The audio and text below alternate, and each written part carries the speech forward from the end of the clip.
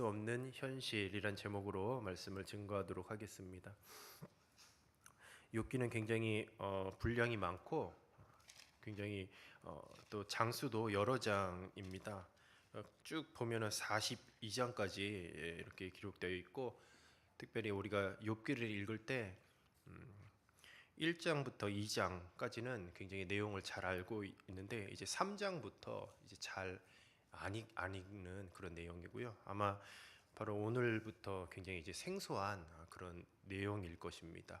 왜냐하면 바로 이 3장을 기점으로 해서 이 4장부터 욥과 친구들의 이제 좀 토론, 그러니까 말싸움이 시작이 돼요. 굉장히 긴 장을 이제 할애하여서 그 내용이 이렇게 할애가 되기 때문에 자칫 그 내용을 우리가 잘 이해하지 못하면 지루할 수도 있고, 이거 그냥 뭐 말싸움 아니야라고 그렇게 생각할 수도 있습니다.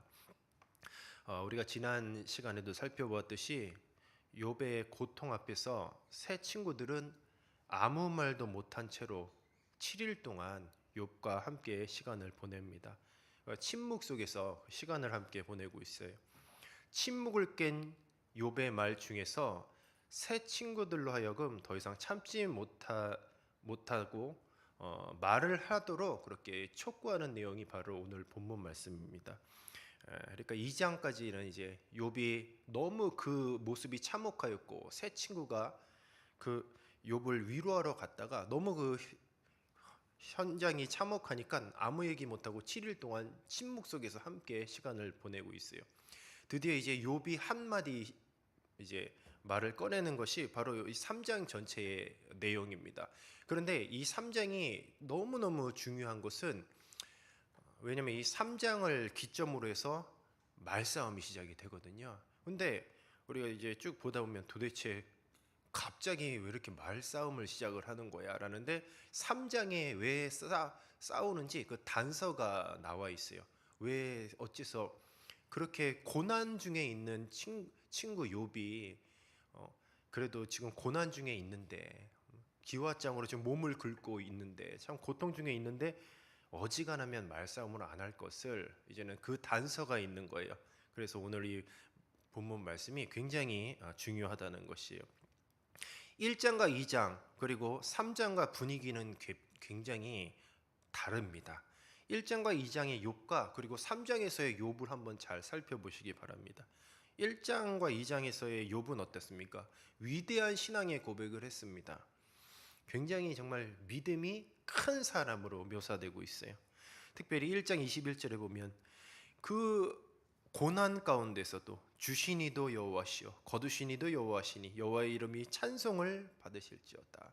정말 멋진 고백이요, 멋진 신앙 고백입니다. 어떻게 보면 그냥 보통 사람 같지가 않아요. 그냥 어떤 다른 존재처럼 그렇게 여겨질 정도의 아주 훌륭한 그런 신앙의 모습을 가지고 있습니다. 한순간에 재산을 잃고 또 자식 10명을 이렇게 잃었음에도 불구하고 어떻게 이런 신앙의 고백을 했을까? 참 1장과 2장은 그런 욥의 그런 모습을 이렇게 나타내고 있어요. 착하고 순종적이었던 욥이 그런데 3장에 가서 갑자기 돌변합니다. 반항적이고 도전적으로 바뀌게 돼요. 극심한 고난으로 욥이 더 이상 이제는 침묵할 수 없게 되었던 것이죠. 7일 동안의 침묵을 깨고 드디어 이제 욥이 입을 띱니다. 그래서 3장부터 일단 13장은 욥의 고통에 대한 호소예요. 너무 이제 고통스럽다고 하면서 자신의 어떤 처지를 비관하며 이제 호소하고 있는 것입니다. 특별히 이 본문 3장은 시로 구성이 되어 있습니다. 시로 쓰여져 있어서 이것이 보통 읽으면 내용이 이거 저항하는 시다. 그래서 뭐 저항시다라고 하는데 저항의 시가 아니에요. 죽을 만큼 고통스러운 상태에서 호소하는 탄식의 시입니다. 뭐 저항시다 하면은 어떤 상대방을 대상을 이제 공격하고 저격하는 그런 시라고 본다면, 이제 탄식의 시는 그냥 자기 자신의 상태를 나타내는 거예요. 자기 자신이 이런 지금 모습이다라고 탄식을 하는 거예요. 욥은 자신이 태어난 날을 저주하면서 이 탄식의 시를 시작을 합니다. 그런데 예레미야 20장 14절에서 18절의 말씀과 굉장히 유사해요. 예레미야도 자기가 처해져 있는 환경이 너무 이제 고통스러우니까 자기의 조국 이스라엘이 지금 멸망하고 그 처참한 환경을 이제 바라보니까 예레미야도 욕과 같이 똑같은 이 탄식의 시를 썼습니다. 근데 그 내용이 너무도 또 동일해요. 자기 생일을 저주하는 내용이 나온다는 거죠. 특별히 4절에서 9절 보면 생일을 저주하고 있어요. 자신의 태어난 날을 저주하고, 그래서 생일을 근데 저주하는 것에서 그치지 않고 예레미야도 똑같이 20장 14절에서 18절에 자기 생일을 저주하는 그런 탄식의 시를 썼는데, 욥도 탄식의 시를 썼는데 욥이 한 차원 더, 그러니까 센 시를 썼습니다. 왜냐하면 자기 생일을 저주했을 것뿐만 아니라 밑에 내용을 쭉 보면은 태초에, 그러니까 천지를 창조했을 때에 하나님의 그 천지 창조를 부정하는 그런 내용까지도 있다는 것이에요. 쭉 보면 이제 창조의 언어를 그대로 쓰는 거죠. 보통 창조의 언어 하면은 빛이 있으라, 하나님께서 그렇게 말씀하셨잖아요. 근데 이제 원어로 보면은 지금 빛이 있으라는 이제 빛에 대한 선포거든요. 근데 원어로 보면 뭐냐, 어두움을 지금 선포하고 있습니다. 그 천지 창조했을 때 그 첫째 날에 빛이 있으리라는 그 구조를 그대로 이렇게 따와 가지고 지금 욥은 어두움을 선포하는 거예요. 그만큼 자신의 처해 있는 환경이 고통스럽다는 것이죠. 그리고 내가 이렇게 지금 죽게 생겼는데 하나님의 이 천지를 창조하신 것이 아무 소용이 없다는 거죠. 차라리 이 세상을 만들지 않는 것이 나았을 뻔하였다라는 그런 내용이 포함되어져 있는 것이에요. 근데 이런 탄식의 시는 하나님께 반항하는 그런 내용이라고만은 볼 수가 없습니다. 바로 자신의 처해 있는 그런 환경이, 그리고 자신의 그 육신이 뼈와 살을 치는 그 고통이 너무 심하기 때문에 그 고통을 호소하는 바로 그런 내용으로 볼 수가 있다는 것입니다. 14절에서 19절은 이제 욥이 사후 세계에 대한 묘사를 하고 있어요. 앞으로 죽은 후에 이제 어떤 세계가 펼쳐질까를 묘사를 하고 있어요. 욥이 당한 고통의 깊이는 이제 창조 세계를 부정할 뿐만 아니라 이제 죽음의 세계를 갈망합니다. 자연스럽게 되는 거죠. 그러니까 너무 고통스러우니까 사후 세계를 이제는 그리고 있는 거예요. 빨리 죽고 싶다는 거죠. 빨리 이 현실을 벗어나고 싶다는 것입니다. 욥이 고통 가운데서 사후 세계를 지금 묘사를 14절부터 시작을 하고 있어요. 그곳은 어떤 곳이냐? 의인과 악인, 또 지혜자와 무지자가 모두 함께 있는 곳이라고 그렇게 묘사하고 있습니다. 임금들과 모사들은 지혜자를 나타내고 있어요. 특별히 15절에 보면 금을 가지고 은으로 집을 채운 고관들이라는 또 그런 표현들이 나오고 있습니다. 금을 가지고 은으로 집을 채운 고관들, 부자들이겠죠. 근데 하나님의 복을 받은 자들이죠, 부자들. 부요는 의와 지혜의 결과물이기도 합니다. 욥은 사후 세계에 대한 그런 묘사를 통해서 이제는 의인이자 지혜자들이 정반대의 영역 속에 있는 사람들과 한 곳에 있다고 그렇게 이야기하고 있어요. 이게 무슨 말이냐? 바로 함께 공존할 수 없는 사람들이 지금 사후 세계는 함께 모여 있다. 지금 그렇게 얘기하는 거예요. 쭉 보면은 낙태되어 땅에 묻힌 아이, 또 빛을 보지 못한 아이들, 악한 자와 피곤한 자, 그리고 갇힌 자, 그런 사람들, 또 작은 자와 큰 자, 종과 상전이 구분 없이 사후 세계에 함께 모여 있다. 누구들과? 처음 서두에 얘기했던 뭐 임금들과 모사들, 그리고 금을 가지고 은으로 집을 채운 고관들, 이들이 약간 부정적인 사람들 얘기죠. 뭐 낙태되어 땅에 묻힌 아이부터 그 뒤에 나오는 그런 사람들과 같이 있을 수 없는 자들이 정반대의 영역에 속해 있는 사람들이 지금 한 곳에 모여 있다라고 지금 사후 세계를 지금 그리고 있는 거예요. 그런데 바로 이 내용이 이 친구들의 심기를 건드렸다는 거죠. 왜냐하면 우리가 사후 세계하면 보통 천국과 지옥을 이렇게 그리잖아요. 근데 천국에 갈 사람과 지옥에 갈 사람들은 엄연히 달라요. 같이 있을 수가 없는 것인데, 지금 욥은 부정적인 사람들과 그리고 그렇지 않은 사람들이 사후세계에 함께 있는 것으로 지금 그렇게 묘사를 하고 있는 것이요. 근데 이것이 무엇에 딱 걸리냐? 바로 이 욥의 친구들은 욥기에서 이제 가장 핵심이 되는 그 내용이 뭐냐면 인과응보입니다. 인과응보. 그리고 뿌린 대로 거둔다는 거. 욥과 친구들이 그렇게 왜 말싸움을 하는 이유가 뭐냐면 이 바로 인과응보의 이 원리 때문에 싸우는 거예요. 그 친구들이 욥을 공격하는 내용은 바로 그겁니다. 야, 뿌린 대로 거둔 거야. 내가 좀 상황이 너무 좀 보기가 그래서 얘기 안 했는데 네가 이렇게 어렵게 된 거는 뿌린 대로 거둔 거야. 네가 잘못이 있기 때문에, 하나님 앞에 죄가 있기 때문에 네가 이렇게 하나님께 맞고 고난을 당한 거야. 싸우는 내용은 그거예요. 그럼 욥은 아니다, 절대로 아니다, 나는 죄가 없다, 그런 내용으로 티격태격 이제 싸우는 건데, 바로 인과응보의 원리라는 건데, 방금 욥이 이 사후세계를 그린 바로 그 사후세계는 인과응보가 없어요. 뿌린 대로 거둔 것이 없어요. 부정한 자나 그렇지 않은 자가 모두 함께 있는 거죠. 그러니까 인과응보의 원리를 아주 뼛속 깊이 가지고 있는 이 친구들은 거슬렸던 거죠. 근데 욥이 그것을 고통을 호소하면서 그렇게 딱 얘기를 했던 거죠. 인과응보의 원리가 지금 무너졌다라는 거죠. 죽음에 있어서 뭐 지혜자와 우매자의 구별이 없다는 거예요, 욥은. 그래서 인과응보의 원리가 무너진 것으로 인하여서 욥의 친구들의 심기를 이제 건들게 되고, 그래서 이제부터 4장부터는 37장까지 계속해서 친구들과 말싸움을 하고 있습니다. 인과응보의 원리가 무너지면 선악 간의 이제 구분이나 또 지혜를 추구하는 그런 명분이 모두 다 사라지게 되어 있어요. 그 좋은 결과물을 얻기 위해 까닭 있는 신앙, 그리고 영적 투자 뭐 이런 것들이 아무 소용도 없게 됩니다. 뿌린 대로 걷어야 그래도 이 어려운 세상 가운데 뭔가 참고 열심히 신앙생활 하려고 하는데, 지금 욥이 말하는 것은 그게 아니라는 거예요. 뭐 다 똑같다는 거죠. 뭐 사후 세계를 그려보니 부정한 자나 그렇지 않은 자 모두 함께 공존한다라는 거죠. 그러니 이 친구들이 굉장히 거슬렸던 것입니다. 20절에서 26절에 보면 또다시 욥은 고통에 대해서 호소하고 있습니다.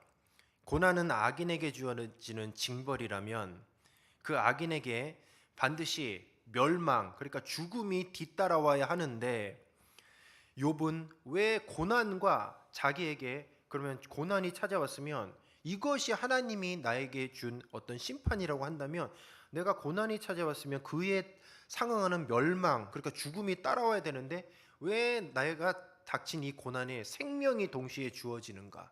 지금 그것이 고통스럽다는 거예요.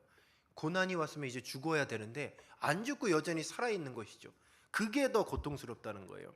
그래서 고통에 신음하는 자들에게는 바로 무덤을 발견하는 것, 죽음이 찾아오는 것이 보배고 기쁨이고 즐거움이 된다라는 그런 내용을 가지고 있어요. 그런데 이 내용이 또 친구들의 심기를 건드려요.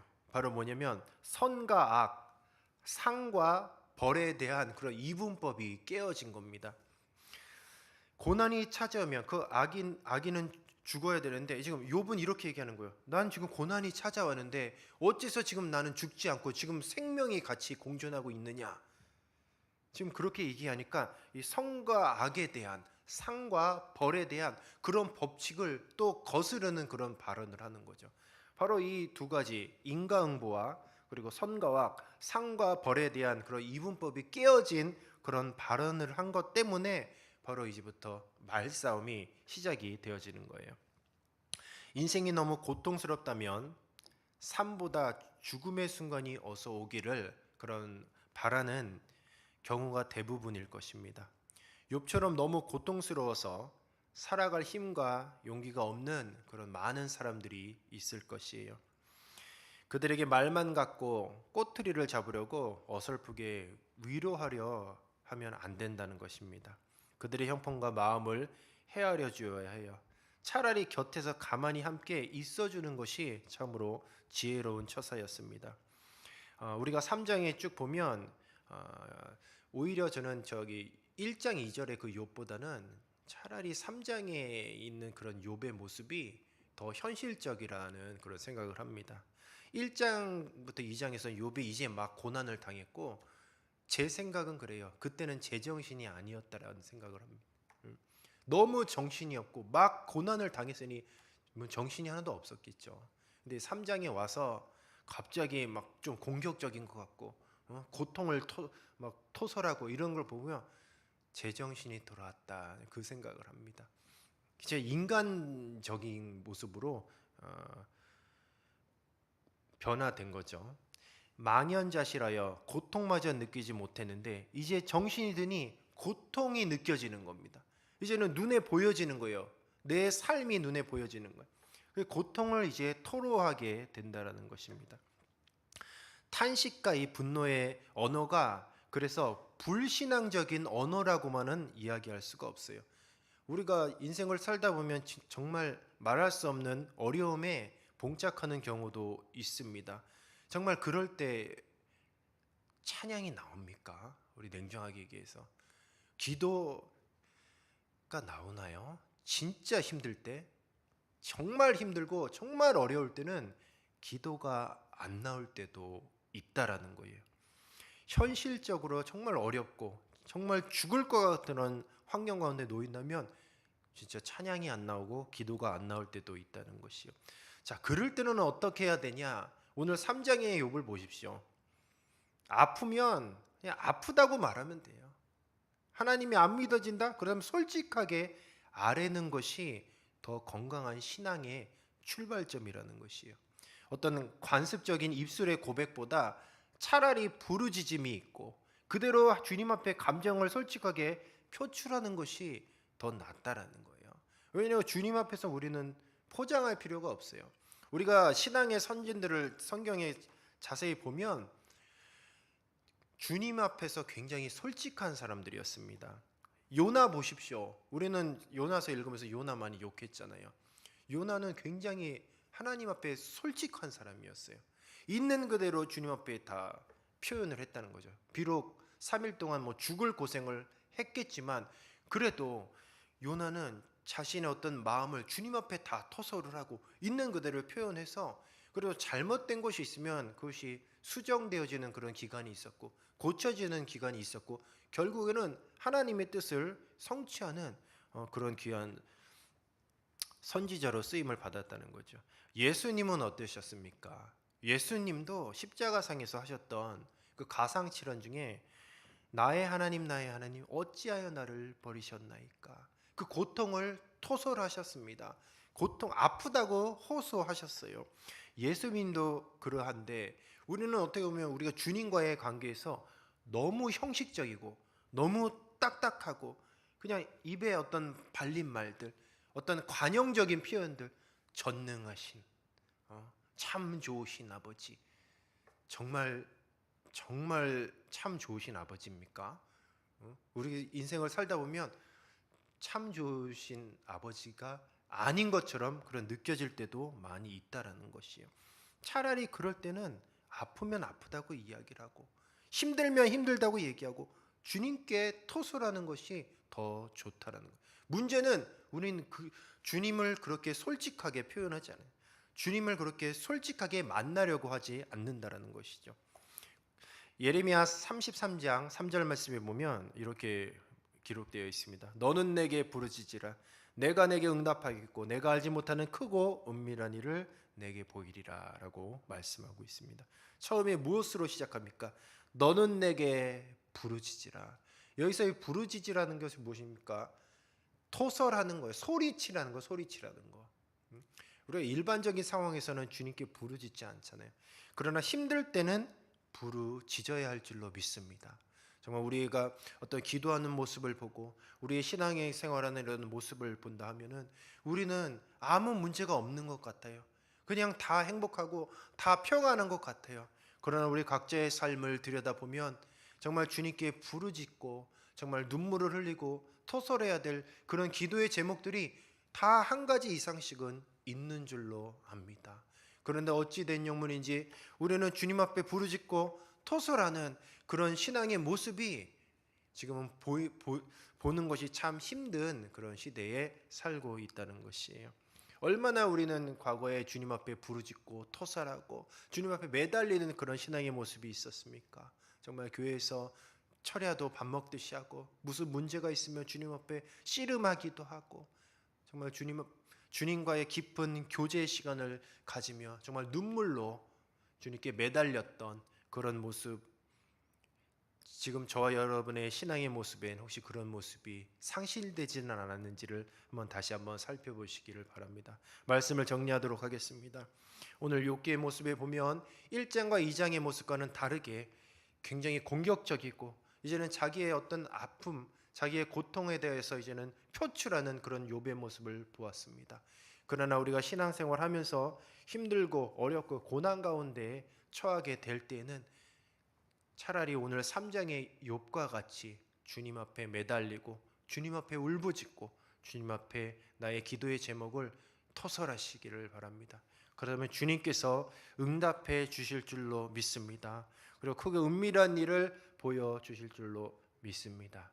우리 주님께는 속일 필요가 없어요. 있는 모습 그대로 내 마음에 가는 정말 그대로 진실된 모습으로 정말 찬양하는 것을 오히려 주님이 더 기뻐하실 줄로 믿습니다. 우리의 많은 기도의 제목들과 또 여러 가지 마음에 힘들고 어려운 일들 주님 앞에 다 내어놓고 응답받고 치유와 회복이 있기를 주님의 이름으로 축복합니다. 이 시간 우리가 기도하도록